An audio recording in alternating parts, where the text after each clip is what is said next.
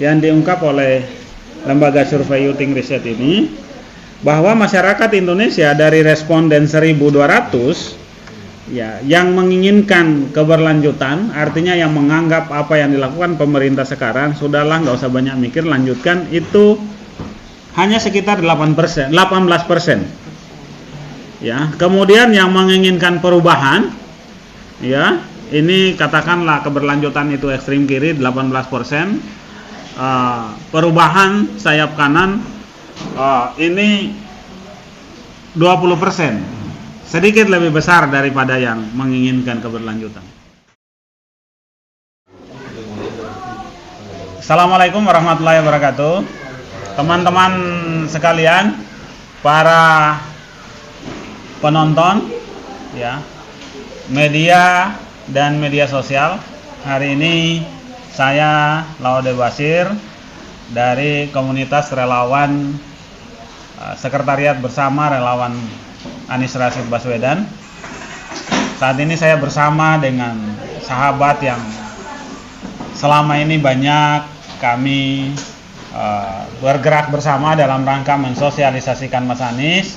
Sebelah kanan saya ada Bang Ramadsa. Bang Ramadsa aktif di ABRI 1. ABRI 1 ya.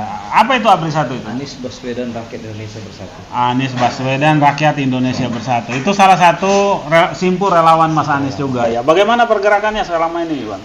Ya, alhamdulillah kita konsen pada hari ini pada DPT. Ya, mengawal DPT ya. DPT di grassroots lah. Siap. 800.000 nih harus kita kontrol ini, Bang. Siap. Jadi harus maksimal karena waktu sudah sangat dekat. Iya. Kurang lebih 7 bulan ini. Iya. Karena DPT itu ya asal muasal atau penyebab awal terjadinya kecurangan startnya dari situ. Jadi harus dikawal betul, Bang ya. Ya, masyarakat harus disadarkan. Bagaimana cara kita untuk ngecek bahwa nama kita sudah terdaftar di DPT, ada DPT ganda, ada DPT yang tidak benar, ada DPT gaib dan lain-lain, itu seperti apa itu? Ya. Terupdate hari ini kita menemukan, kebetulan ada tim kita terpakar, menemukan kurang lebih ada hampir 50 juta data fiktif. Ini luar biasa ini besar itu ya. Besar sekali. Ini rakyat ini harus mengawal ini. Pemilu ini benar-benar harus pemilu yang jujur, adil, damai dan aman. Hari ini kita masyarakat ini bisa mengetahui kita itu ada di TPS berapa, cukup simpel. Kita bisa cross check melalui situs KPU resmi. Jadi masukkan nama dan NIK, itu keluar itu, Bang. Itu kita di TPS berapa itu kita tahu. Ya, jadi teman-teman jangan lupa pastikan Bapak dan Ibu dimanapun berada, yakinkan bahwa sudah terdaftar sebagai peserta pemilu yang memiliki hak suara di pemilihan presiden dan legislatif tanggal 14 Februari 2024 nanti. Ya, di sebelah kiri saya ada Mbak Hana. Ini dari relawan Beta Manis. Apa itu Beta Manis? Beta mendukung Anies. Beta mendukung. Oh, bahasa kita dari timur. Saya Maluku. Aku dari NTT. Oh, dari NTT. Dari Alor. Manggarai. Oh, Alor. Saya kira Manggarai. Soalnya ada Jack Linko di Jakarta. Linko itu sejarahnya dari apa namanya? Persawahan adat. Persawahan adat di Flores. Bagaimana kabar Jack Linko di Jakarta? Kabar Jack Linko terakhir kan diganti tuh jadi Mikrotrans. Ganti apanya? Ganti namanya. Diganti namanya. Nama itu. Jadi tidak sempat ada Jack Linko lalu dicoret Mikrotrans gitu. Waduh. Itu agak kerjaannya siapa itu? PJ Gubernur yang sekarang. Namanya siapa? Pak Heru Budi. Apa maksudnya itu? Iya, makanya saya itu mengkritik karena beliau ini sebagai PLT kan sebenarnya belum boleh berkontestasi ya. Gubernur Sampai giveaway ya, adanya- iya. gubernur pemberian kan Iya, gitu. Tidak sebenarnya- ikut dalam kontestasi, tidak berjuang kan gitu. Masyarakat tidak memilih dia, tapi seenaknya kemudian merubah kebijakan-kebijakan sana sini yang tidak tertitipkan amanah oleh masyarakat dari Iya. masyarakat. Nah, ini para pemimpin supaya sadar diri juga lah, Iya. tahu diri kan gitu ya. Kita yang hanya pelaksana ya, tugas tertitipkan itu yang mestinya melanjutkan visi misi. Betul. Yang kampanye itu kan yang menyampaikan janji kepada masyarakat. Betul. Oke, Bang Ramasa dan Mbak Hana siap? Pertanyaan abang belum saya tambahkan lagi. Gimana itu? Jadi Abri 1 hari ini menyiapkan aplikasi pengawas DPT yang dikeluarkan oleh KPU. Nah, jadi kawan-kawan relawan, simpatisan pendukung Anies Indonesia hari ini bisa mengcross-check dia itu ada di TPS berapa. Ada nama aplikasinya apa? Ada, nanti ada saat itu launching, Bang. Belum di launching berarti. Belum. Oke, siap. Dan menarik- Tunggu tanggal mainnya nanti di Tunggu launching tanggal oleh Dan Bang menariknya Ramasa. lagi, setelah kita ketahui kita di TPS berapa, kita bisa meng-cross check melalui aplikasi ini berapa DPT yang ada di TPS kita. Siap. Jadi mengantisipasi suara siluman, suara gaib, Siap, suara siap. hantu, segala macam suara. Termasuk suara penghuni kuburan. Nah, tunggu tanggal mainnya. Oke. Ya, Bang Ramasa, Mbak Hana ya. Hari ini kita membaca berita ya.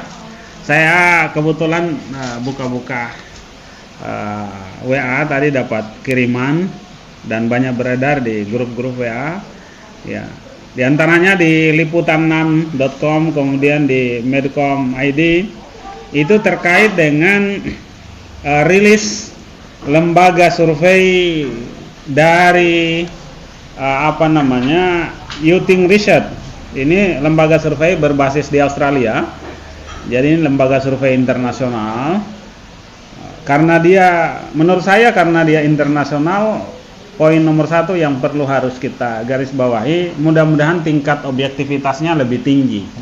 Ya. Tidak ada kepentingan pragmatis afiliasi dengan salah satu partai politik ataupun kepentingan lokal di Indonesia. Menurut saya ini kita bisa lebih punya garansi ya tinggi dibanding mungkin yang terafiliasi pada salah satu partai khususnya ataupun salah satu calon. Ya, kalau kita lihat hasil yang disampaikan oleh lembaga survei berbasis di Australia ini, ada 3 poin yang ingin saya ungkapkan di sini. Yang pertama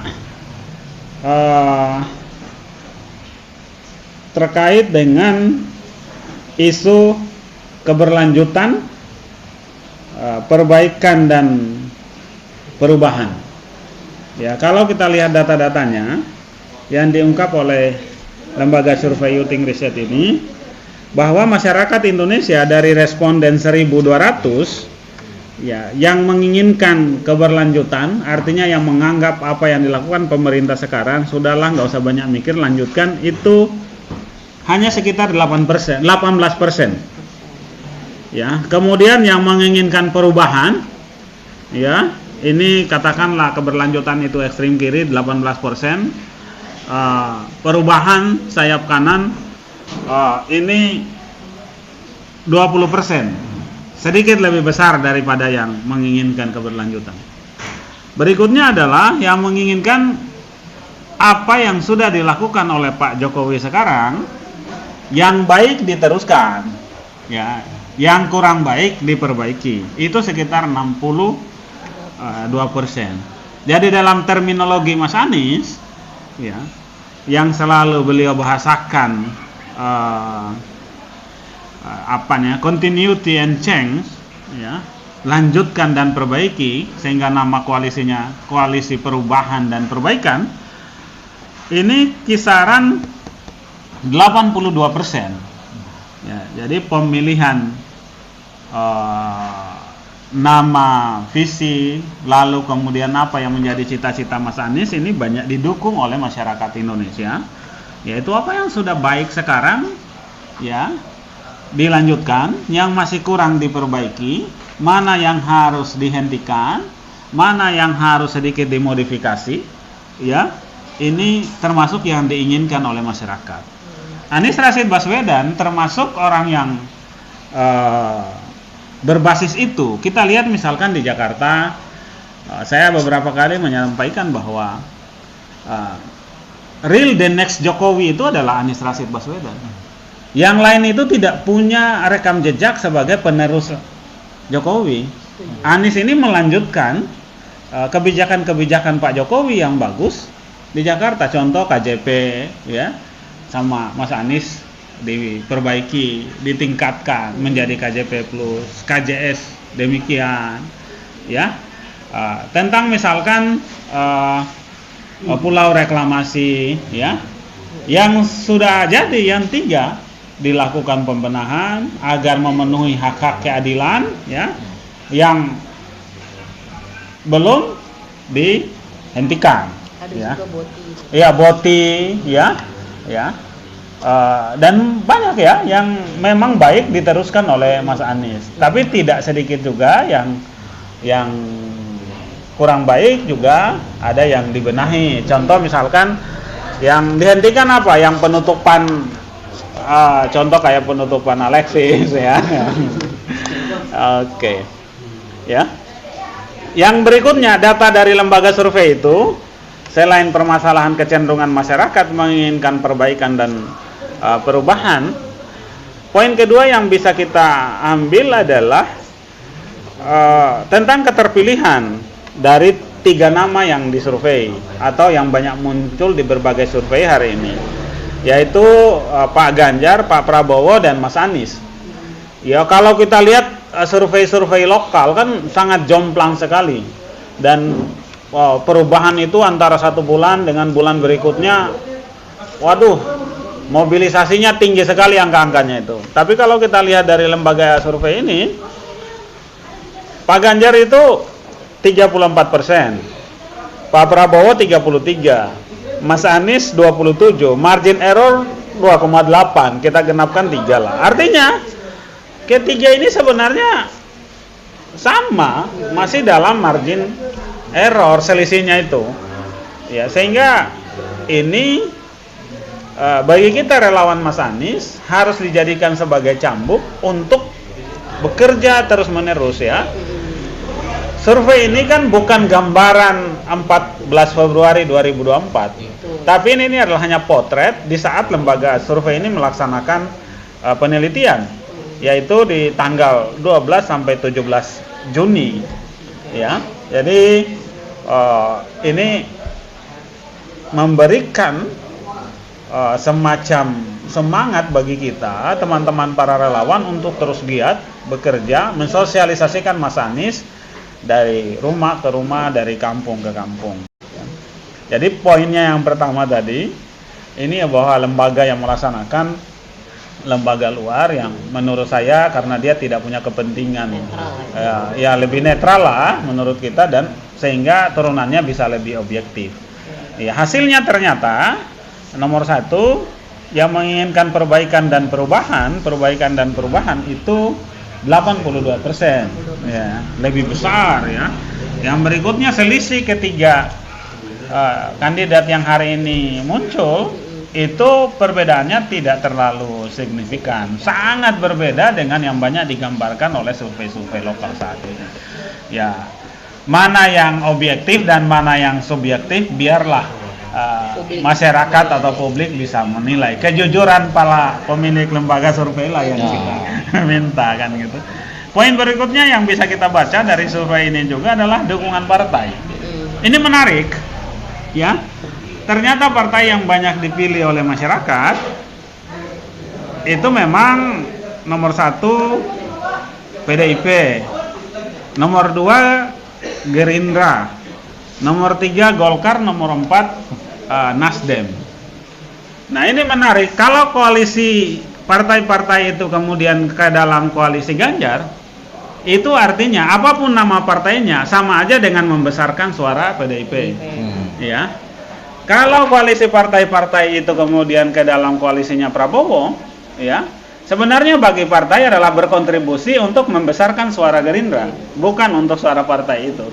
Ya, jadi yang terbaik adalah masuk ke dalam koalisi Anies, karena Anies bukan salah satu kader partai, sehingga kompetisi pembagian suara itu, ya Golkar kalau gabung di Anies punya potensi untuk menjadi partai besar. Nasdem gabung di Anies punya potensi untuk menjadi partai besar. Demokrat pun demikian, PKS pun demikian. Ini sebenarnya adalah angin bagus buat Golkar ya, buat Nasdem, buat PKB ya. Apalagi yang sudah ada di dalam koalisinya Mas Anies misalkan, ini bagus sekali. Itu data-data yang hari ini kita bisa baca. Teman-teman bisa coba buka mungkin beritanya ya, ada di liputan6.com ya.